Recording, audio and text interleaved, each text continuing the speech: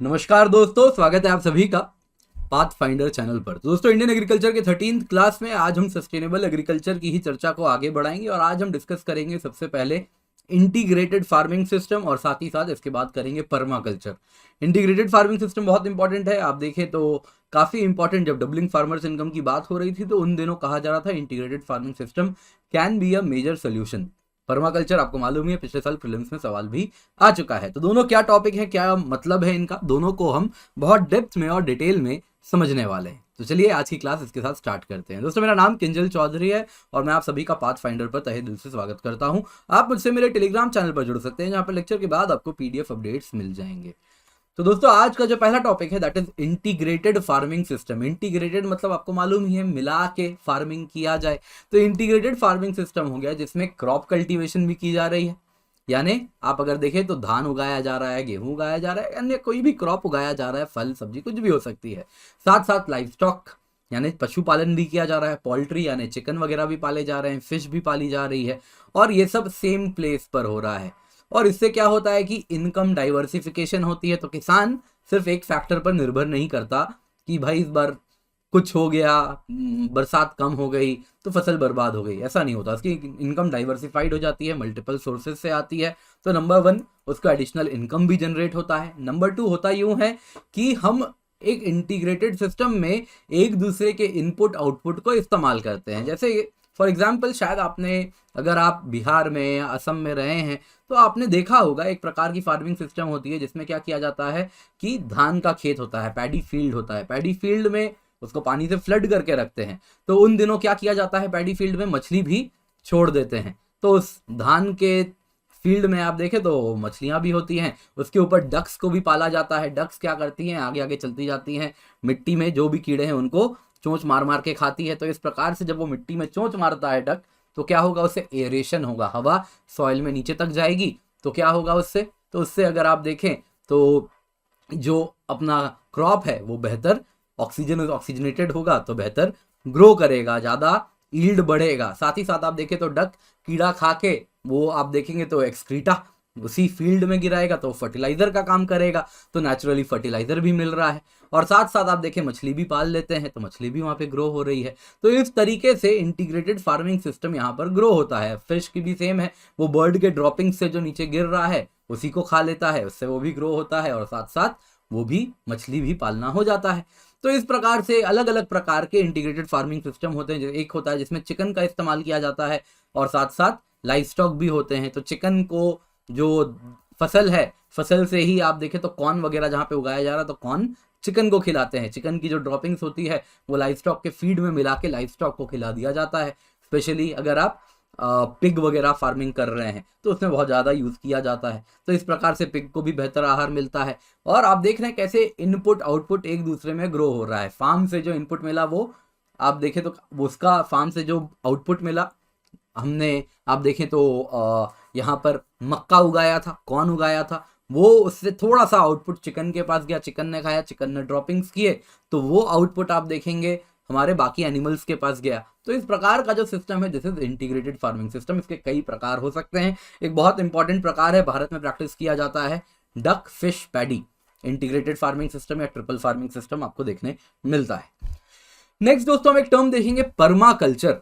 Permaculture दोस्तों एक प्रकार का इंटीग्रेटेड फार्मिंग सिस्टम है, सस्टेनेबल अप्रोच इन एग्रीकल्चर है। तो क्या होता है पर्माकल्चर, आइए जल्दी से जानते हैं। तो बिल मॉलिसन, यहाँ पर आप जो तस्वीर में देख रहे हैं, बिल मॉलिसन ऑस्ट्रेलियन इकोलॉजिस्ट हैं एंड इनके स्टूडेंट डेविड होमग्रेन ये रहे यहाँ पर। इन्होंने ये कॉइन किया था वर्ड 1978 में, पर्माकल्चर। पर्मा यानी परमानेंट और कल्चर यानी एग्रीकल्चर। तो परमानेंट एग्रीकल्चर और परमानेंट कल्चर इज पर्माकल्चर। तो दोस्तों पर्माकल्चर की जो सोर्स ऑफ इंस्पिरेशन है वो है नेचर। तो नेचर में कैसे, आप मान लीजिए अगर आप एक जंगल में हैं तो जंगल में आप जाएंगे तो आप देखेंगे एक पेड़ है, पेड़ से जो पत्ते गिर रहे हैं वो पत्ते क्या बर्बाद हो जाते हैं, क्या वो वेस्ट है? नहीं, वो सॉइल में जाता है। सॉइल में जितने भी कीड़े हैं, स्पेशली अर्थवर्म वगैरह हैं, वो पत्ते को, लिटर को डिकम्पोज करते हैं, खाते हैं और फिर डिकम्पोज करके आप देखें तो सॉइल में वो उनका एक्सक्रीटा जाता है, वो सरफेस एरिया बढ़ता है तो उस पर बैक्टीरियल एक्शन होती है। वैसे ही आप अगर नेचुरल इकोसिस्टम में देखें तो कुछ बर्बाद नहीं होता, हर इनपुट आउटपुट में कन्वर्ट होता है और वो आउटपुट किसी का इनपुट होता है। यानी साइक्लिक सिस्टम है जिसमें कोई बर्बादी नहीं है। तो उस प्रकार का सिस्टम बनाने का प्रयास इस पर्माकल्चर। तो permaculture totally integrated design system है जो कि नेचर पर मॉडल्ड है। पर्माकल्चर फार्मिंग में मल्टी क्रॉपिंग को प्रमोट किया जाता है और साथ ही साथ इंटीग्रेटेड फार्मिंग सिस्टम्स इन्वॉल्व किए जाते हैं। क्या है पर्माकल्चर, एग्जाम्पल से आपको भी क्लियर हो जाएगा। तो सबसे पहले आगे बढ़े तो आपको बताना चाहूंगा पर्माकल्चर के 3 कोर टेनेट हैं। सबसे पहले तो केयर फॉर द अर्थ, कि हेल्दी प्लैनेट होगा तो ही तो ह्यूमंस एग्जिस्ट कर पाएंगे। यानी कि आज के टाइम में जो एग्रीकल्चर कमर्शियल हो गया है एंड इस प्रकार से अनसस्टेनेबल हो गया है, 2050 तक सॉइल में उर्वर क्षमता कितनी रहेगी किसी को नहीं मालूम, क्या सॉइल फर्टाइल होंगी नहीं मालूम। तो care for the earth centre पे है, healthy planet, future proof agriculture हम कर सकें। तो care for the earth, care for the people, जो लोग हैं उन तक रिसोर्सेज पहुंच सकें। सिर्फ अर्थ पे ही फोकस नहीं है, एंड ऑफ द डे अर्थ को सस्टेन करने का अगर हम सेल्फिश तरीके से बात करें तो वो क्या है, अर्थ हमारा घर है और अर्थ हमारा घर है, हमें यहीं रहना है। तो अर्थ को हम सुरक्षित रखेंगे सो दैट हम सुरक्षित रहें। तो केयर फॉर द पीपल, लोग उस प्रकार के एग्रीकल्चर से रिसोर्सेज ले सके। And at the same time fair share की बात की जाती है। मतलब क्या, जिसको जितनी रिक्वायरमेंट है उतनी ही लें और जो सरप्लस है वो उसी नेचर में री इन्वेस्ट कर दें। यानी जो भी एक्स्ट्रा प्रोड्यूस हो रहा है वो वापस से नेचर को दे दिया जाए। हो सकता है कि वेस्ट है तो वेस्ट को वापस से एज डिकम्पोज करके मैन्योर बना के एग्रीकल्चरल सिस्टम्स में डाल दिया जाए। तो what is permaculture? It is a design system for ecological and sustainable living, integrating plants, animals, buildings, people and community. दोस्तों ये स्टार्ट हुआ था एज एन एग्रीकल्चर, लेकिन धीरे धीरे एक ट्रेंड बन गया और इसमें सारी चीजें हमने इंक्लूड करनी शुरू कर दी। तो इसमें बिल्डिंग से लेके, पीपल से लेके, कम्युनिटी से लेके, एनिमल से लेके सबको इंक्लूड किया जा रहा है। तो इसमें अगर हम देखें तो soil, shelter, energy, climate, water, food, सबको संरक्षित करना, इस प्रकार का एक सिस्टम बनाना, एक वे ऑफ लाइफ बनाना जिसमें कि लोग जो रह रहे हैं वो इस प्रकार से रहें कि नेचर के करीब हो। आप देख सकते हैं कुछ अलग अलग आश्रम में जिस प्रकार का सिस्टम होता है, कई आश्रम हैं आप देखें तो भारत में ऑरोविल है, ऑरोविल फार्म्स है। तो उस प्रकार का सिस्टम है जिसमें जो भी सब कुछ ऑर्गेनिक है, जो भी इनपुट है वो किसी का आउटपुट बन रहा है, कुछ भी वेस्ट नहीं करना है, पेड़ भी उग रहा है। तो इस प्रकार का सिस्टम है पर्माकल्चर।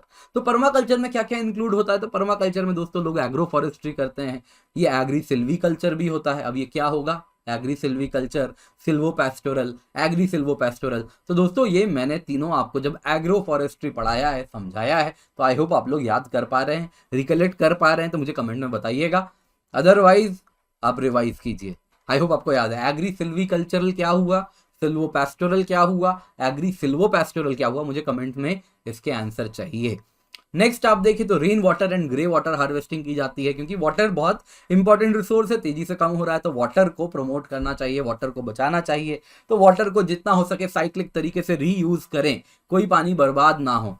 सेल ग्रेजिंग की जाए। सेल ग्रेजिंग क्या हुआ? जो आप पशुपालन कर रहे हैं वो क्या करें, जब आप ग्रेजिंग के लिए ले जा रहे हैं तो इसको अलग अलग सेल्स में बांट दें, कुछ इस प्रकार से, यानी अलग अलग प्लॉट में बांट दें। आप अभी इसमें ग्रेजिंग करवाएं कुछ दिन तक। जब ग्रेजिंग कर रहा है लाइव स्टॉक तो क्या होगा, जाहिर सी बात है धीरे धीरे खाता जाएगा और कुछ दिन बाद वहां पे जो भी घास वगैरह है, जो भी चीज वो ग्रेज कर रही है वो नहीं बचेगा।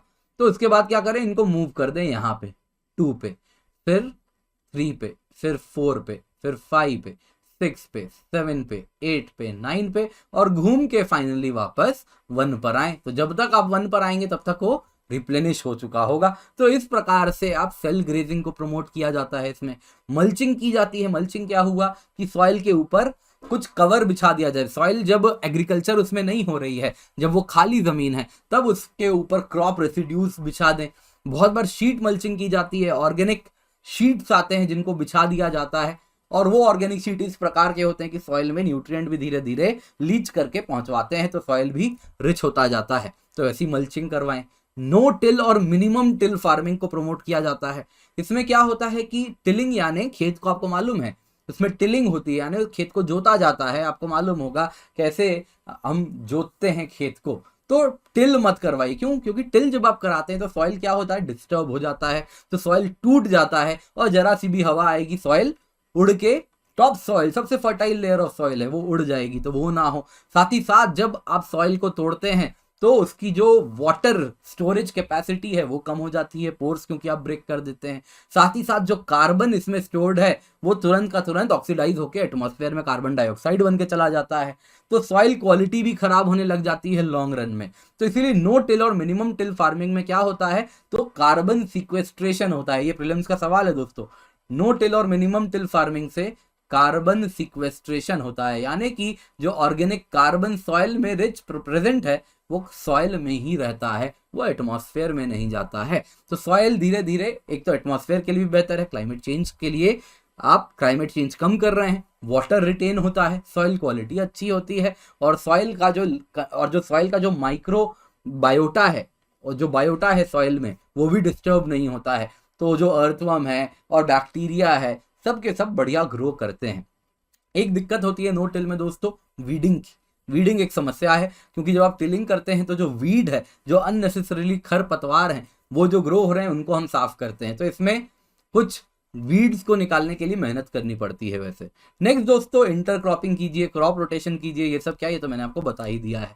मार्केट गार्डनिंग भी प्रमोट कीजिए, क्योंकि पर्माकल्चर अब सिर्फ खेत तक सीमित नहीं रहा है, अब एक डिजाइन प्रिंसिपल बन गया है, अब वे ऑफ लाइफ हो गया है। तो मार्केट गार्डनिंग हो गया दोस्तों। आज के टाइम में मैं मान लीजिए जहां रहता हूं अहमदाबाद में, मेरे पास जो चावल आ रहा है, मान लीजिए मैं बासमती चावल खाता हूं तो वो पंजाब से ग्रो होके आ रहा है। तो पंजाब में ग्रो हुआ, कितना फर्टिलाइजर गया, उसके बाद ट्रेन से इतना दूर मूव किया, और उसके बाद दुकान में गया, दुकान में उसको रखा गया, वहां से मेरे पास आया। तो इसमें कितना आप देखिए फॉसिल फ्यूल से लेके हर प्रकार की चीजों की बर्बादी हुई। तो मार्केट गार्डनिंग क्या हो गया कि अर्बन सेंटर्स के पास जो रिक्वायरमेंट है वही ग्रो करें, है ना, जैसी सब्जी चाहिए, जैसे फल चाहिए, वही वहां पे ग्रो करें और वही मार्केट तक पहुंचाएं। तो मार्केट गार्डनिंग या अर्बन सेंटर से करीब कीजिए, तो कहीं ना कहीं क्लाइमेट फ्रेंडली हो जाता है ये। वैसे ही मिक्स्ड फार्मिंग कीजिए, जैसा मैंने आपको बताया, इंटीग्रेटेड फार्मिंग के दौरान जानवर भी पाल लीजिए, खेती भी कर लीजिए, पेड़ भी लगा लीजिए, सब कुछ इंटीग्रेट कीजिए। नेचर जैसा सिस्टम है उसको मिमिक करने का प्रयास कीजिए। और लास्टली दोस्तों, क्योंकि अब तो ये एक डिजाइन प्रिंसिपल है, वे ऑफ लाइफ है, तो नेचुरल बिल्डिंग, यहाँ पे जो घर हैं इन खेतों के बीच में, वो नेचुरल होना चाहिए, जितना हो सके उतना रिसाइकल्ड मटेरियल का बनाइए। आसपास में जो लोकली अवेलेबल पत्थर हैं या मिट्टी है उसी से घर बनवाएं, जो वेस्ट है उसी को आप किसी प्रकार से ब्रिक में कन्वर्ट करके घर बनवाएं। तो नेचुरल बिल्डिंग होना चाहिए आसपास के जहां आप रह रहे हैं उसके अनुसार। तो पर्माकल्चर को अगर मैं समराइज करूं तो दोस्तों, ये अगर आप देखें तो ये इंटीग्रेट करता है किसको, लैंड को, रिसोर्सेज को, पीपल को, एनवायरमेंट को, एक सिनर्जिस्टिक तरीके से, जैसा नेचर में है। नेचर में दोस्तों लैंड, पीपल, बायोटेक, ए बायोटेक, सारे कंपोनेंट्स एक दूसरे से जुड़े हुए हैं। एनवायरमेंट बेसिक हमने पढ़ा है ना, बायोटेक, ए बायोटेक कंपोनेंट सारे जुड़े हुए हैं। वैसा ही सिस्टम हमें बनाना है। तो म्यूचुअली बेनिफिशियल सिनर्जीज को, एक दूसरे को जो बेनिफिशियल इनपुट आउटपुट सिस्टम है वो सिनर्जिस्टिक तरीके से एक दूसरे के ग्रोथ में जो बेनिफिशियल हो, उस प्रकार से हमें सिस्टम डेवलप करनी है, जिसमें कोई वेस्टेज ना हो। जो भी आउटपुट है वो किसी का इनपुट बन जाए, यानी नो वेस्टेज। पेड़ से पत्ता गिरा तो वो पत्ता को हम इस्तेमाल करें, एग्रो फॉरेस्ट्री में जो पत्ता गिरा वो पत्ता को हम वर्मी कंपोस्टिंग करवा दें। तो इस प्रकार से ये आउटपुट किसी का इनपुट बन गया, और वो खेती जहां कर रहे हैं वहां पर आप क्या कर देंगे, उसको इस्तेमाल कर लेंगे, तो एज अ कंपोस्ट। तो इस प्रकार से no waste closed loop system बने, जो कि नेचुरल सिस्टम में हमें देखने मिलता है। पर्माकल्चर दोस्तों होलिस्टिक सॉल्यूशंस में यकीन करते हैं। तो अर्बन रूरल किसी भी कंटेक्स्ट में ये प्रॉब्लम सॉल्व करेंगे, हर जगह एप्लीकेबल है। तो ये मल्टी डिसिप्लिनरी है, क्योंकि जब आप पर्माकल्चर कर रहे हैं तो आप क्या क्या एस्पेक्ट्स पढ़ रहे हैं और उसके अनुसार उसको इंप्लीमेंट कर रहे हैं। तो आप एग्रीकल्चर के जानकार आपको होना पड़ेगा, वाटर हार्वेस्टिंग आपको मालूम होनी चाहिए, एनर्जी कंजर्वेशन के बारे में मालूम होना चाहिए, नेचुरल बिल्डिंग्स कैसे बनाना है मालूम होना चाहिए, फॉरेस्ट्री कैसे की जा रही है, कैसे सिनर्जिस्टिक तरीके से आप एग्रीकल्चर के साथ फॉरेस्ट्री करेंगे वो ज्ञान होना चाहिए, कैसे वेस्ट मैनेजमेंट करना है कि एक का आउटपुट किसी का इनपुट बन सके, एनिमल सिस्टम्स कैसे रह रहे हैं, कैसे आप वहां पर पोल्ट्री फार्मिंग कर रहे हैं या कैटल फार्मिंग कर रहे हैं तो कैसे करना है, एक्वा कल्चर का जानकार आपको होना पड़ेगा। साथ साथ आज के टाइम में मॉडर्न टेक्नोलॉजी को इनकॉर्पोरेट कीजिए, इकोनॉमिक्स क्या चाहिए, डिमांड क्या है, वैसे क्रॉप्स को प्रोड्यूस कीजिए, और कम्युनिटी की डेवलपमेंट, तो डेवलपमेंट अप्रोच, ये सब कुछ इंक्लूड होता है पर्मा कल्चर में। तो दोस्तों इसकी जो डिजाइन है ये साइट स्पेसिफिक है, क्लाइंट स्पेसिफिक है, कल्चर स्पेसिफिक है। हो सकता है किसी साइट में agroforestry cell grazing, mulching applicable हो, रेन वाटर हार्वेस्टिंग की जरूरत नहीं हो क्योंकि नेचुरली बहुत पानी हो। तो ये साइट स्पेसिफिक है, इसमें कुछ एस्पेक्ट कहीं पर लगेंगे, कुछ एस्पेक्ट कहीं पर लगेंगे। तो ये जो डिजाइनर है पर्माकल्चर का, वो सोचेगा कि यहाँ पे क्या साइट है, क्लाइंट की क्या रिक्वायरमेंट है और क्या कल्चरली रिक्वायर्ड है वहां पे। अब मैं अगर वेस्ट में आप देखें तो हो सकता है कि पिग फार्मिंग पर बहुत ज्यादा फोकस रहता है क्योंकि वहां लोग खाते हैं। अब भारत में पिग उतना ज्यादा कंज्यूम नहीं किया जाता है एक्सेप्ट नॉर्थ ईस्ट इंडिया, तो नॉर्थ ईस्ट इंडिया में मैं पिग फार्मिंग प्रमोट करवा दूंगा। लेकिन हो सकता है गुजरात में जहां मैं रहता हूं वहां पे पिग कंजम्पशन नहीं है ज्यादा, तो वहां पे पिग फार्मिंग करवाऊंगा तो वो कल्चरली अप्रोप्रिएट नहीं है, तो वो मुझे एज अ क्लाइंट मुझे बेनिफिट नहीं मिलेगा उसका। तो कल्चर के अनुरूप, क्लाइंट के अनुरूप, साइट के अनुरूप आपको डिजाइन बनाना पड़ता है। तो ये one size fits all approach of agriculture नहीं है, आपकी जैसी रिक्वायरमेंट है उसके अनुसार डिजाइन किया जाता है। एंड फाइनली ये एनी इकोसिस्टम में अप्लाई कर सकते हैं, नो मैटर वो कितना डिग्रेडेड है। तो पर्माकल्चर अगर आप देखें तो एनवायरमेंट फ्रेंडली है, सॉइल सैलिनाइजेशन को भी रोकेगा, and at the same time आप देखें तो पर्माकल्चर में काफी ज्यादा बेनिफिशियल है क्योंकि इकोलॉजिकल अप्रोच है, ऑर्गेनिक फार्मिंग भी हो रही है, सस्टेनेबल भी है, लॉन्ग रन में सस्टेनेबल है, लोगों की डेवलपमेंट एक बहुत इंपॉर्टेंट एस्पेक्ट है जिसको इंश्योर किया जाता है पर्मा कल्चर के द्वारा। तो आई होप आप लोगों को perma culture and integrated farming system समझ आया होगा आज की इस क्लास के बाद। तो दोस्तों आपको कहना चाहूंगा अनअकैडमी में ultimate prelims and CSAT test series हम रन कर रहे हैं। तो आप देख सकते हैं ये टेस्ट सीरीज है, आप देख सकते हैं 28 टेस्ट है जिसमें 20 जीएस और 8 सीसैट के टेस्ट हैं, 3149 रुपए में है। वहीं अगर आप 12 महीने के लिए 56 टेस्ट लेते हैं, ये 6 मंथ्स के लिए ही थी, 12 महीने वाली 56 टेस्ट है, 40 जीएस 16 सीसैट, इसकी कीमत है 4409 रुपए। ये तब है जब आप KC10 कोड का इस्तेमाल करते हैं।